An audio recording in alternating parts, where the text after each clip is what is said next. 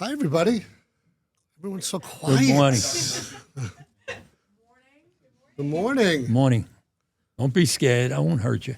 This is Frank and Dylan, just so you know. Good morning. Before we get Morning. started. Is it all right if they call you by first name? Sure, Yeah. sure. We're starting? Wow. All right.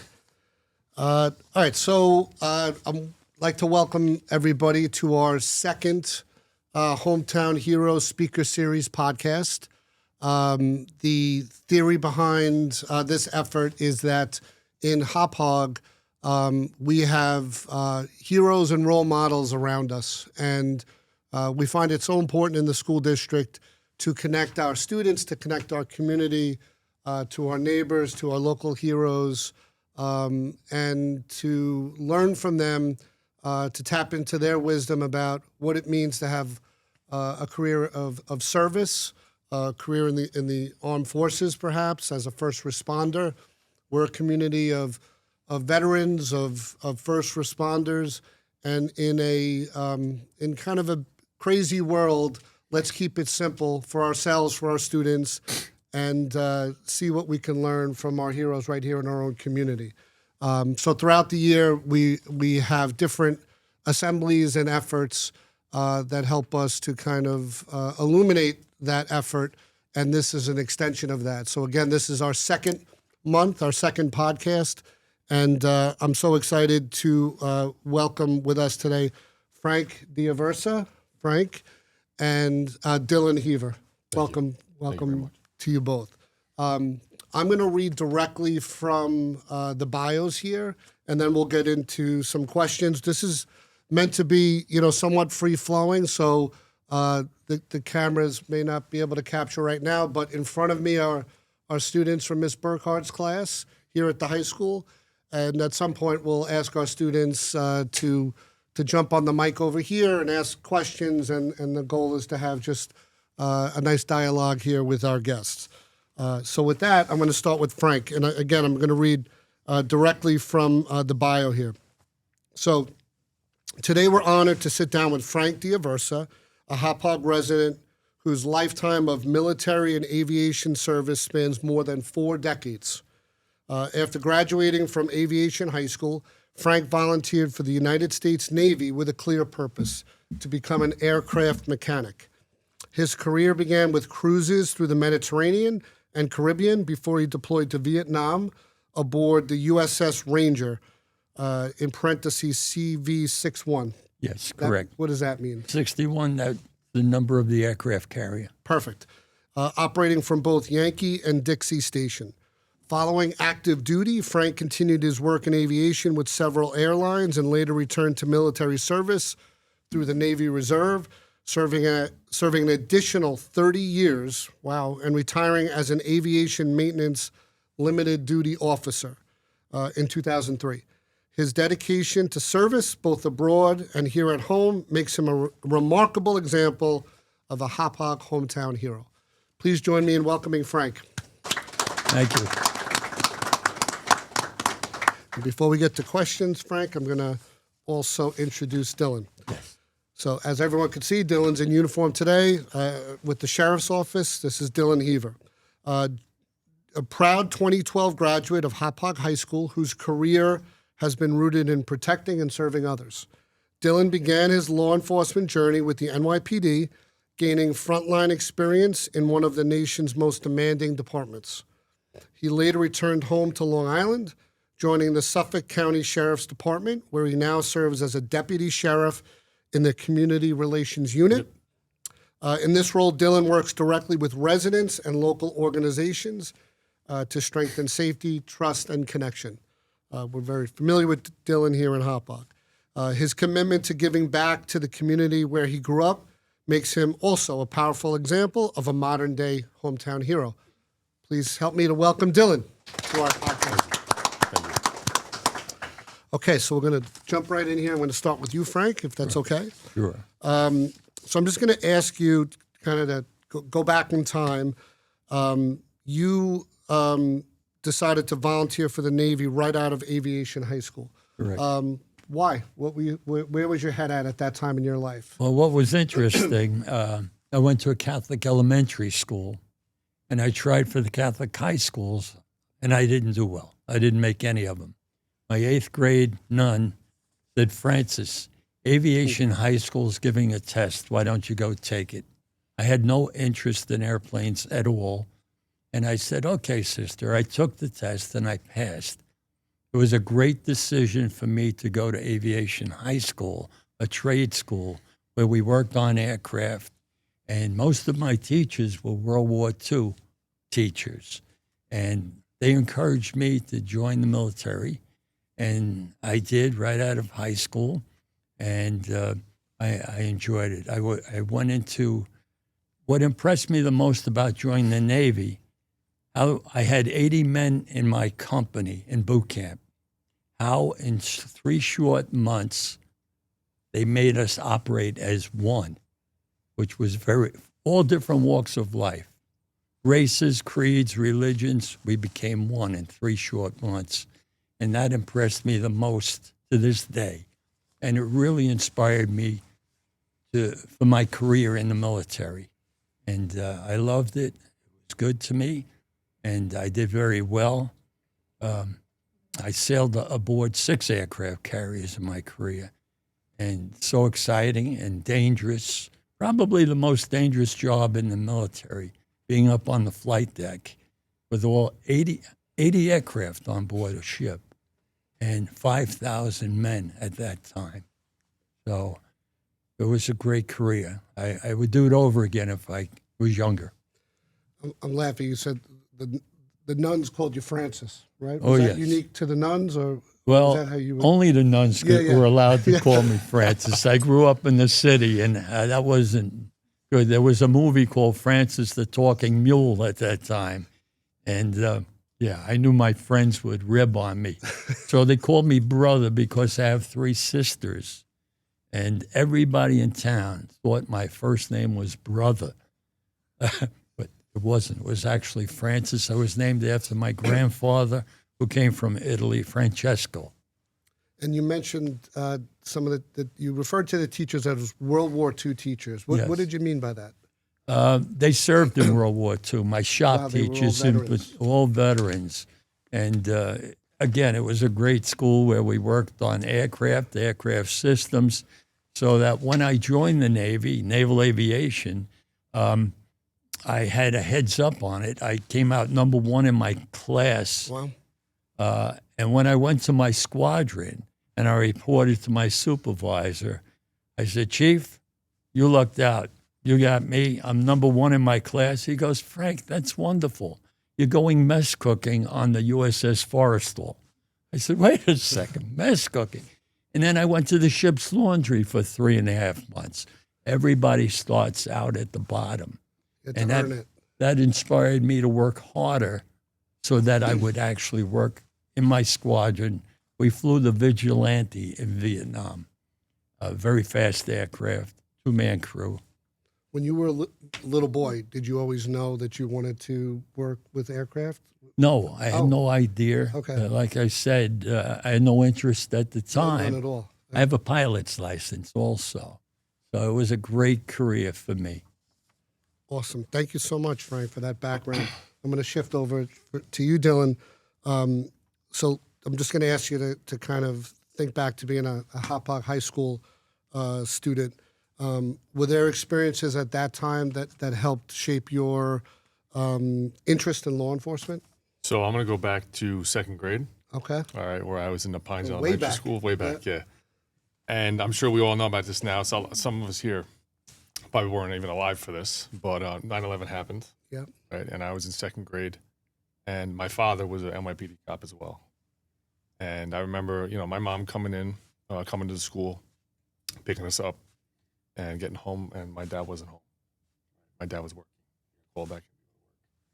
And, now he's okay now, but, just being 2nd grade and, my mom telling me that, it's first responders there and, trying to make the world a better place. After that, I did realize that I just kind of want to be just like my dad. And, really I credit him and, what many others did that day. for what instilled me to serve. I also had my DARE officer at the time, which was Nancy Ward, who used to be a Suffolk County cop. She, would come to the schools as, you still have the COPE officers now that come to the high schools. As actually what I do now for the sheriff's office, kind of that same concept. And, she was kind of a role model as well. But I think to be, a police officer to serve in law enforcement, you kind of have to have something happen that you kind of decide that, hey, this is kind of what I want to do. And, 9/11 for me was really instilled in me, and what my dad and so many others did that day to serve. Such a powerful story to share. Thank you for sharing that with all of us. One of the questions was on my list, was there a specific moment or person who encouraged you to take the career path? But it sounds like you just answered that. You were inspired by your father. Yep. And so second grade, you're 7 years old, 9/11, and to this day, I could tell that moment was so powerful to you. If I could ask you to go back in time, more recently, NYPD, what did you learn during your time with the NYPD that's informed your work even now at the sheriff's office? I'm assuming two very different experiences. Oh, it's totally different. Yeah. Growing up on Long Island, I used to go to the city twice a year to see the car show and to see the Christmas tree. Yep. All right. And, my dad, when I was 18, everything I did was law enforcement. So I went to, Suffolk for criminal justice. I then went to Farmingdale. And then the NYPD called me at 21. Now, do I know everything at 21? Did anyone here know everything at 21 years old? No. Nope. Right. But they call and it's a career. Right. So I took the job and I graduated the academy at 21 years old. Wow. And I didn't think I could tell you, I did not know everything. Right. Some of the experiences that they're training you to go out and do, you never experienced yourself. And they put me in Times Square and they put me in the subway. And what year approximately was This is 2016. Okay. So now I'm 10 21 years ago. old, Yep. working in Times Square, riding the subway trains in the middle of Midtown Manhattan. Wow. Right. Were And you just you like had to, deer in the headlights at first? at first, yeah. Yeah. I was calling my sister asking how to, what stations do I got to tell people? Because my sister used to go to the city all the time. So I'm like, what stations do I got to tell people to get off if they're trying to go to, Grand Concourse or Yankee Stadium? But you had to, you had to grow up fast. And, in law enforcement, you're not always going to know everything. And each and every day is a learning experience. Even now, I got 10 years in, I don't know everything. Well, Right. and I think, so I lived in Manhattan for a bit. And even now when I visit, I just see how, myself included, we approach police officers with questions. So it must have been a big part of your daily experience, just people coming up to you on the subways and elsewhere, just asking every question you can imagine. Questions and photos. A lot of tourists. Oh, really? So tourists all want photos. A lot of selfies But happening? yeah, selfies. Yeah, it's definitely. Awesome. All right, thanks. I'm going to shift back to you, Frank, if I may. You mentioned, in your bio here about the USS Ranger. During the Vietnam deployment, what was that like day to day, being on that ship? We worked 100 hours a week. Is this in the Doing- 60s? Yes, Gotcha. correct. 1960s. 100 hours a week, which, when you're out at sea, there's not that much else to do. But you were on duty I was on duty in the ready room with the pilots when we had a plane shot down from my squadron.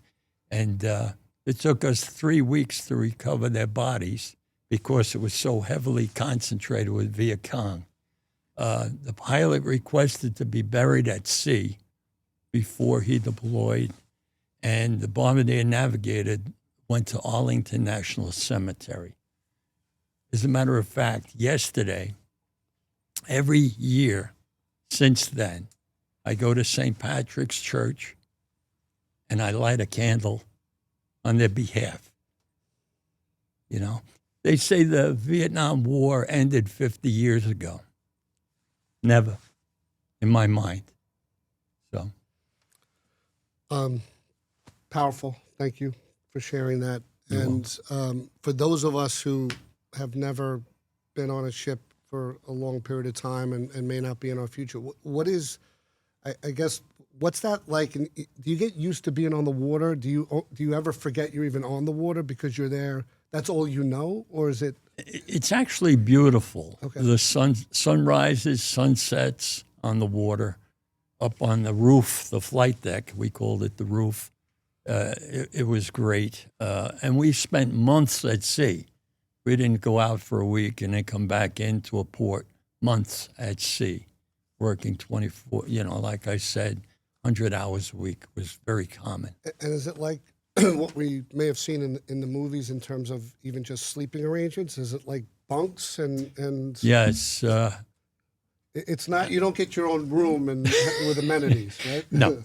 You're sleeping with in a small, like your house, in your bedroom.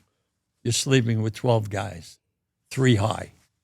But you get used to it, and it's a brotherhood. And you help one another, and that's what I learned. Do you keep in touch with your brothers? It's amazing you asked that question. Recently, I was invited to West Point, along with 5 other Vietnam vets, for an oral history interview. And I went first because all the other guys said, no, Frank, you go first. And I did. I was interviewed by a lieutenant colonel in West Point and a Naval Academy graduate filming the interview. Well, after the interview, a year later, I get a phone call from a guy that I served with in Vietnam 52 years ago. Wow. And we reunited. 5 of us reunited. We made contact. We went to Florida to the villages with our wives, and we laughed, we cried. It was a great experience, and I'm still in contact with these guys 60 years later. Again, it's a brotherhood.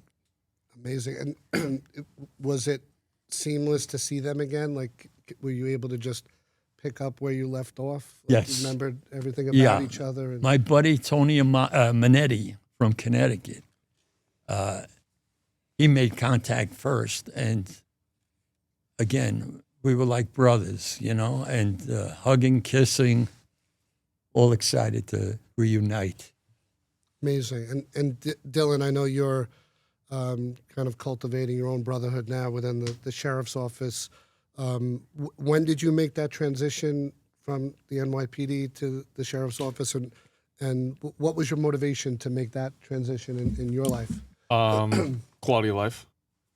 I was taking a train every day from Deer Park to Manhattan, right? That's an hour and a half there. Wow. Working 8.5 hour tour, and then another hour and a half home. And that's really 12-hour day, Sure. 11, 12-hour day. And, again, my father just kept pushing me to take civil service tests, and civil service tests are great because it's a career, right? I could tell you right now, I could retire at 41 years old and never have to work ever again. Wow.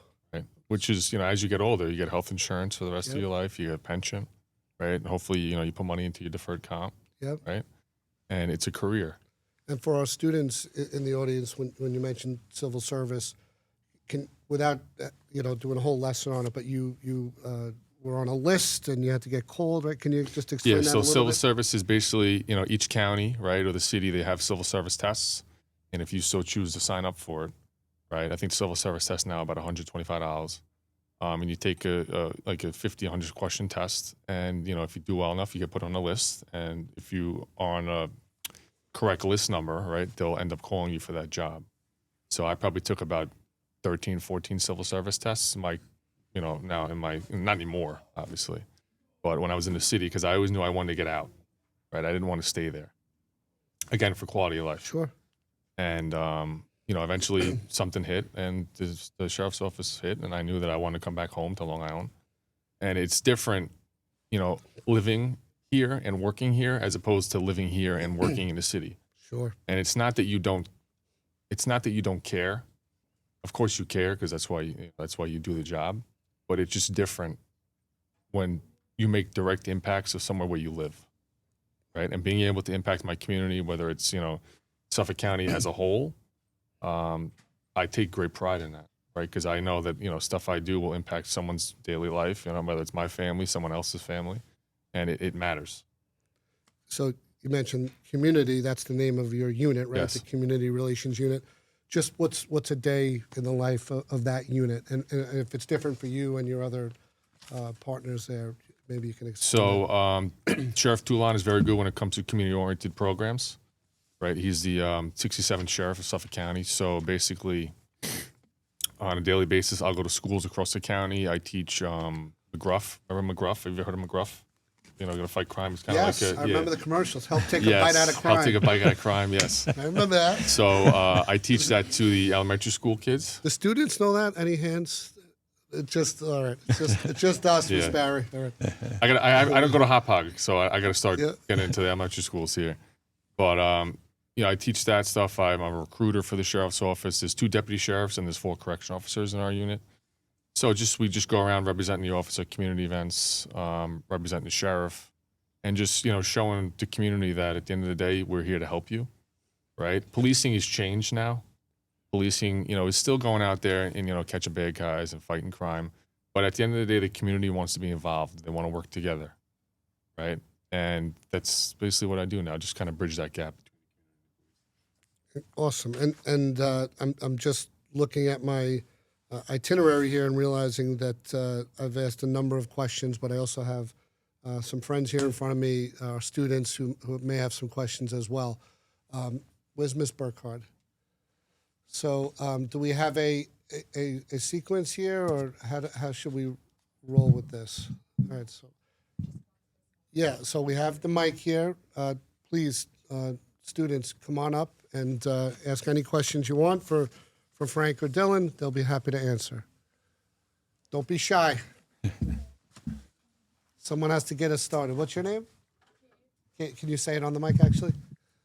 Kate, Perfect. what is the most memorable moment during your careers? Wow, Frank, do you want to?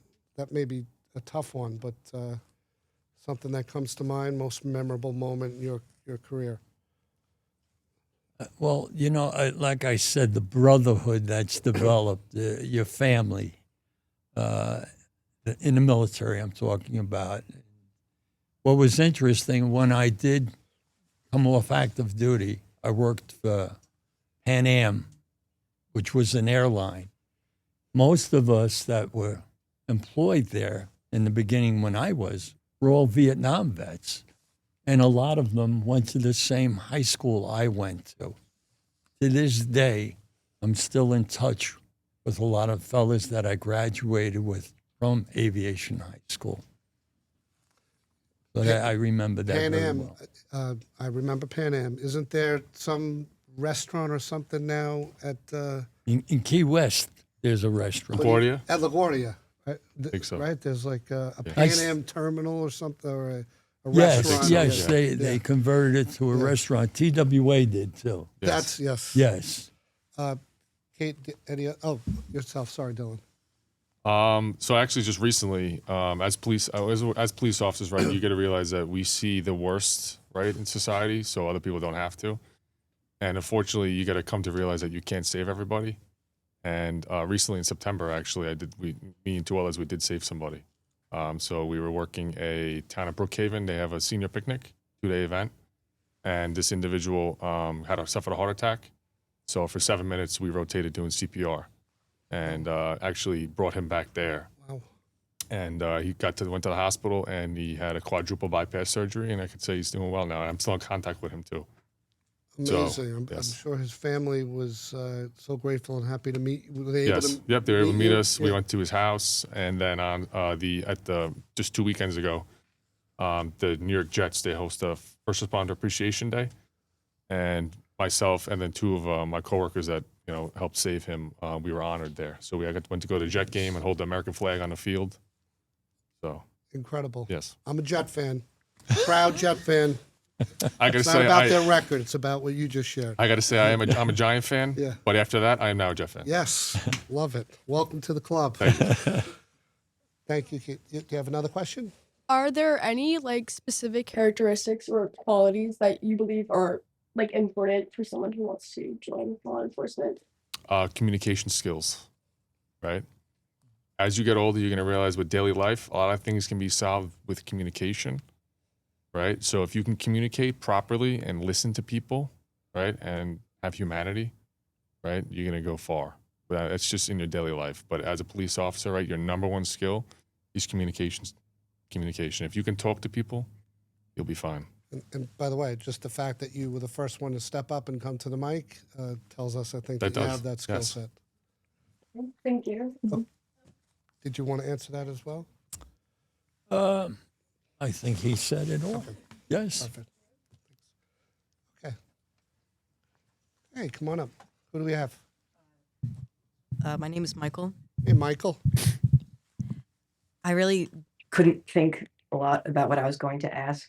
I remember when I was young, there was a project for Veterans Day where you had to ask a member of your family that served like a few questions about their service. And I remember asking questions with my grandfather over the phone. I forget what one of them was. It was something about what kind of meals would they be served during the service, or like daily meals. The food in the Navy is outstanding, I would say. And normally we did get 3 meals a day, aboard ship especially, and that kept the morale up to a good macaroni dinner. So what? It was good. It was excellent, yes. I'll tell you a story. When I grew up in Queens, my mother died when I was 12. I had a sister 4, 7, I was 12, and my other sister 14. God bless my grandmother, moved in with us and raised us. So really, ketchup and bread for supper, we were poor. But, I appreciate everything that was given to me back then to make me a better person and work hard for what I have today.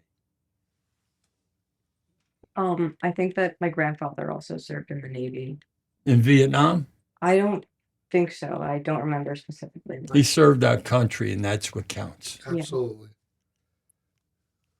I can't think of any other questions. Thank you. Thank you. Thanks for the question.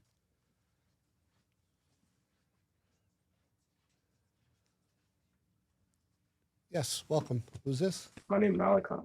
Malachi? Hey, Malachi.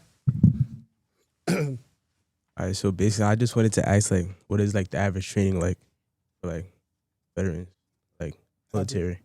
Average training? Yeah. So, like boot camp almost?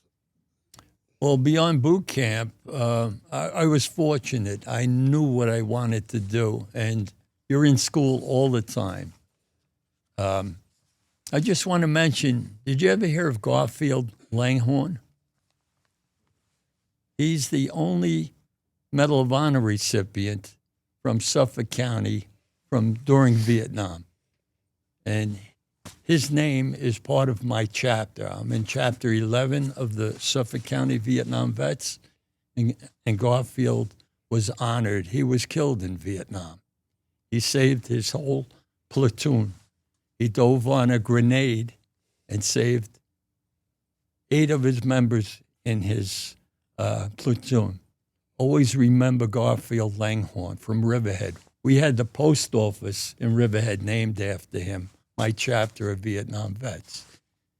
A wonderful man, an American hero. I just wanted to mention. Incredible. And just what about NYPD or even the sheriff's office? Was there a training that you had to? So as police officers, right, you have to, after you take the test, civil Yep. service test, they call you, you then have to go for a physical, right? So it's a push-up, sit-ups, and a run, all right? And I believe the push-ups, when I was 21, you had to do 29 push-ups, no time limit, 38 sit-ups in a minute, and then 1.5 miles in under 12:28.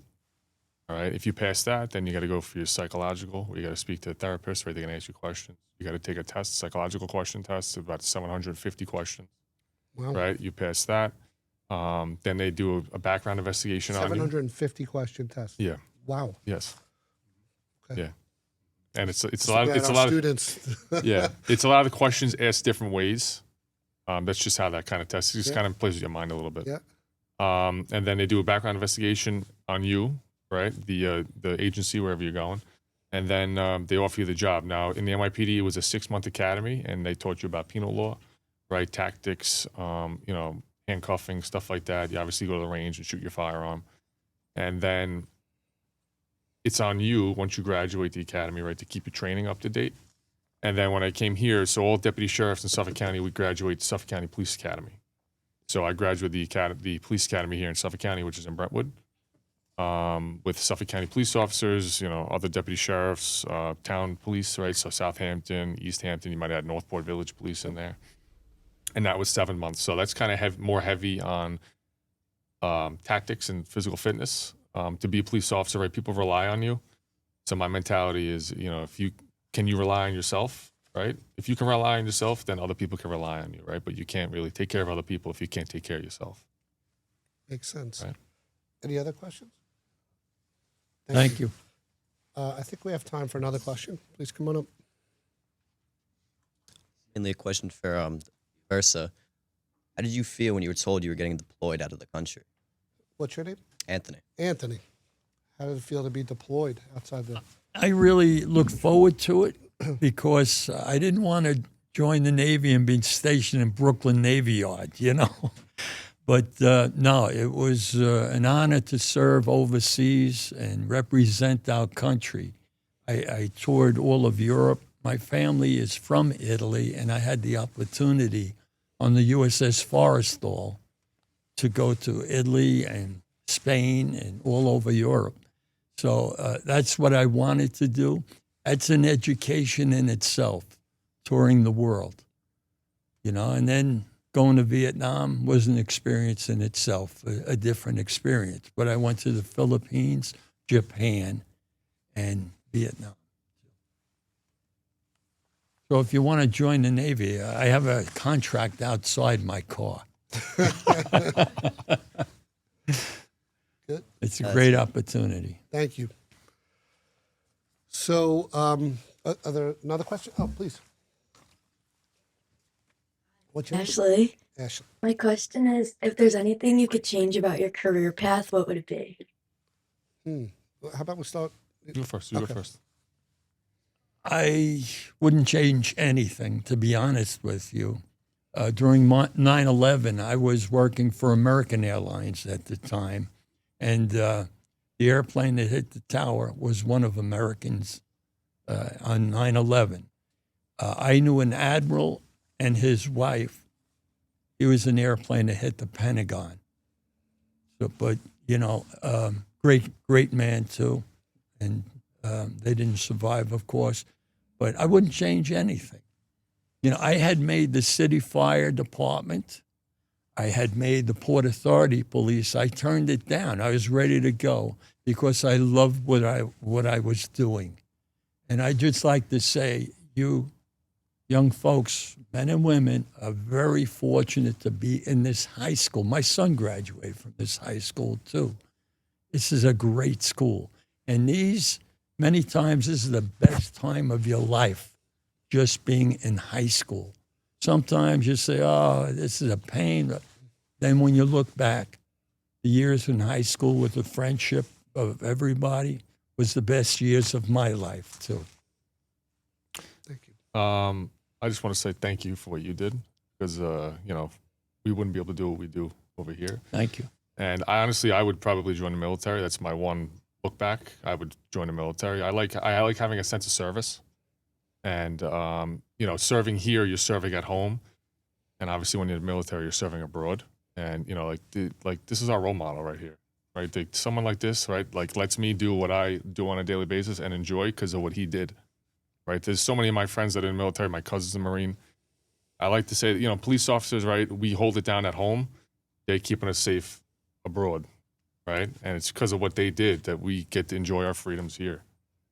Right, and so again, thank you. Well you. said, Dylan. And you're really talking about the extended brotherhood between, first responders and police, and of course our veteran community. So, well said. Did you have another question? No, that's it. Thank you. Thank you. Thank you. I think we're still good on time, right? John, are we good on time? Okay. My name is Eva. Eva, Yeah. welcome. What was your daily routine like, and how did you maintain it? Yeah, I know you spoke to this a bit about your routine on the ship. Yes, well, How'd you stay disciplined, and you had no choice Yeah. to be disciplined, right? right, you had no supervisors, choice, right. yeah. But it was great. I enjoyed what I was doing, you know, and again, the brotherhood. Today, there's a sisterhood, too. There's a lot of females that are in the military today. My sister retired from the Navy also, my younger sister. And it's a great opportunity for men and women today. I just want to say one thing. I'm involved with the Veterans Court in Central Islip. I volunteer helping the young men and women that get in trouble with the law. And rather than incarcerating them, they're sentenced for treatment. Because these young men and women protecting our country today, they're making multiple tours overseas and they're coming back with issues. So rather than incarcerating them, they're treated like heroes themselves. We were not treated that way when we came home from Vietnam. But we'll never let that happen to any veteran ever again, the way we were treated when we came home. But yeah, it's a great life for men and women today.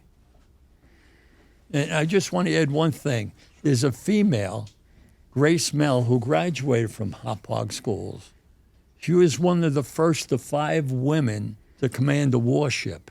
Yes. She had 400 Marines on her ship and 300 sailors. She's a mentor with me in Veterans Treatment Court in Central Islip and Hampton Bays. What a great lady. I met her in an auto repair shop in Smithtown. And she said, thank you for your service after she sat down next to me. And I'm so happy I met her. Somehow I got her phone number, but don't tell my wife, all right? But 3 months into the program in Vets Court, we had females coming in. They didn't want to deal with a male mentor. So I gave her a call. She's been with me 15 years, helping male and female veterans. And she comes back to Yes, speak to as well. speak Yes. also. Great role model. Great lady.